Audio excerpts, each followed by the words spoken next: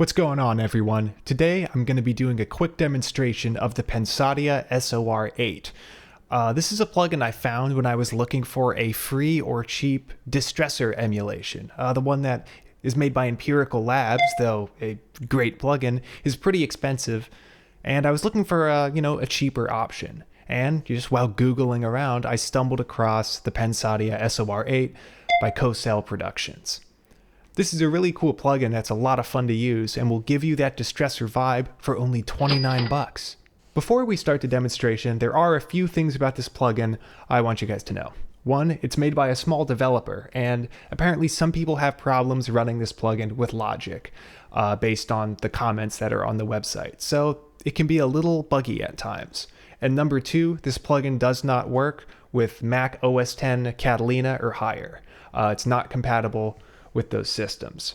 This might change in the future. I think the plugin is actively being updated.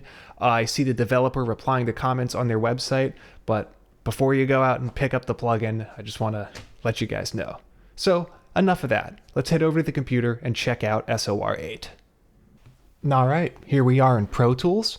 I have some tracks from kind of a mellow, poppy song that I was working on a while back, and we're going to see what SOR8 can do, specifically to the drum track, the bass track, and the drum bus. These are the three elements in the mix that I find myself using this Distressor style compressor on the most.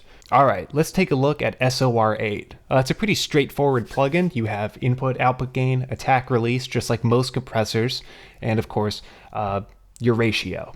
However, what makes this a little different is you have some nice filtering options and the harmonic options, the saturation options. It's called the Distressor because it's the distortion compressor. It both adds harmonic content and does what a normal compressor does. So you can do a lot of crazy stuff with this thing. You can keep it pretty subtle and just use it like a regular compressor just to kind of tighten things up, or you can get pretty wild with the distortion and the high ratio, like the famous nuke setting, and get some pretty, wild smashed sounds.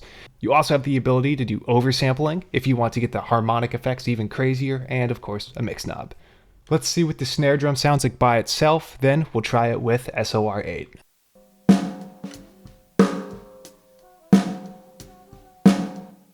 So the way I like to dial in this plugin, there's no set way to do it, but the way I've kind of go about using this thing is by setting both the attack and release to 5, kind of in the middle, and then increasing the input gain until I see some gain reduction happening. It's going to let me know that signal's coming into the plugin. So for this application, I'm going to go ahead with a 4:1 ratio. Okay, cranking it up. Now I'm seeing, we got some gain reduction going on. So now I'm going to bring up the output.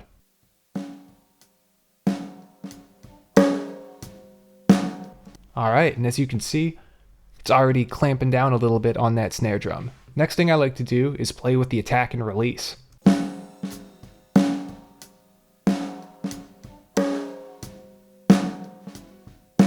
As you can see, when you lower the attack time on this compressor, it will really flatten out a signal. That's going to come in handy when we're working on bass. Hear all that sustain?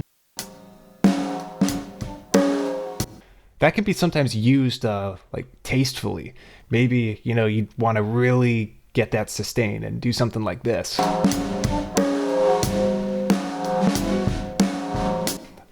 Sounds kind of silly in this context, but I don't know, maybe you're making a Death Grip song. Could sound cool. Anyway, let's dial in something tasteful for this snare.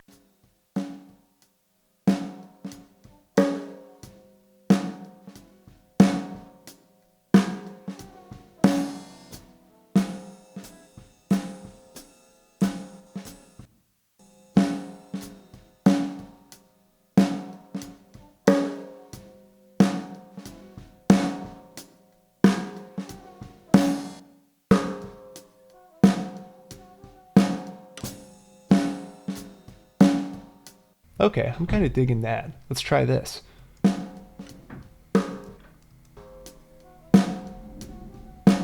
Cool. Alright, now let's take a look at the drum bus. This is a place where I feel like the SOR8 really shines. So for this, I'm going to use the 20:1 ratio, and really get some of that crunch going with maybe some distortion, just to see what this thing can do.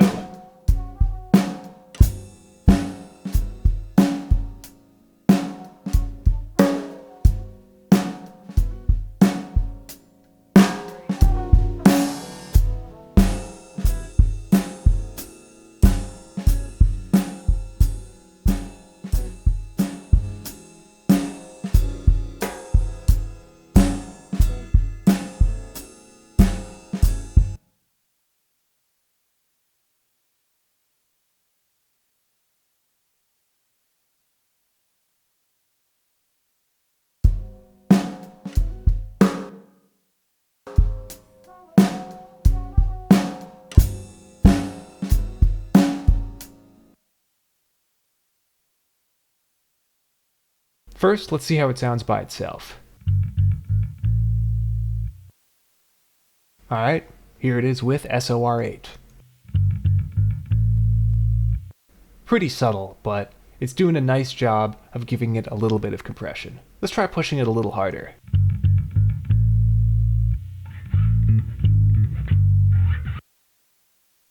Alright, now bypassed.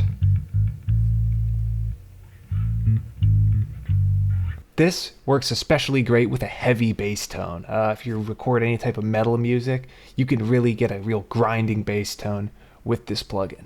Alright, now we're going to disable the instances of SOR8 and see how the mix sounds.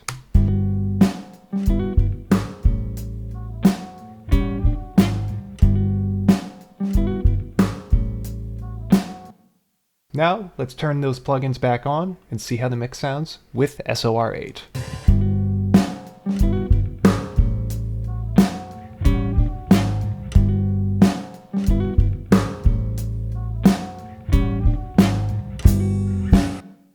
The SOR8 is doing a nice job of giving a little more life to those drums and making the bass a little more present. This was just kind of a quick demonstration. Mostly I just wanted to let you guys know about this thing because it's pretty cool and I just like how it sounds. I've never actually used a hardware distressor, but I've seen a lot of videos about them and watched some demos, and this plugin, it kind of captures, I feel like, the essence and the overall vibe of the Distressor. Really short attack times and the ability to do that super distorted, crushed thing if that's what you want. Whether it's a one-to-one replica of the Distressor doesn't really concern me that much. It's just a solid compressor that you can get for a very good price.